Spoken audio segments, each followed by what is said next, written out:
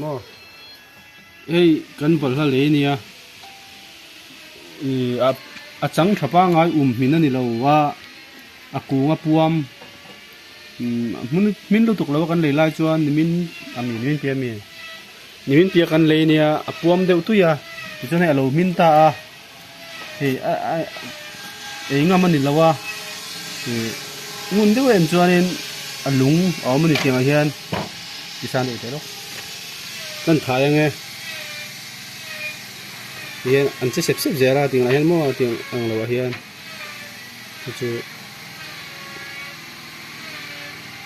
tiang a duk re reng chuan a duk chunga hian a lung awm zel ani chu hria tur ania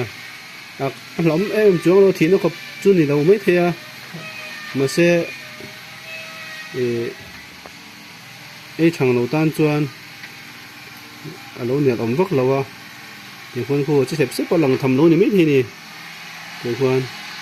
ta khon om don ti chiang sa ta om zel ni tiang hian mo chu chu chek ula aduk na sa de ba han an chiang che ula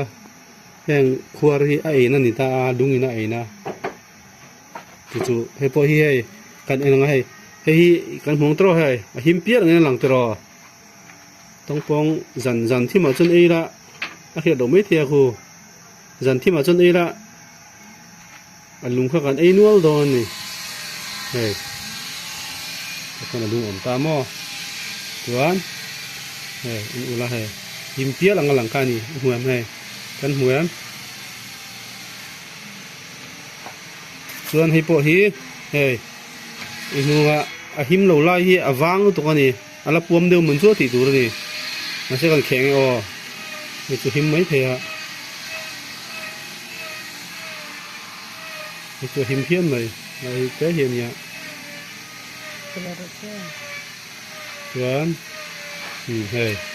kan huam him pia lang khan ta mak tak ani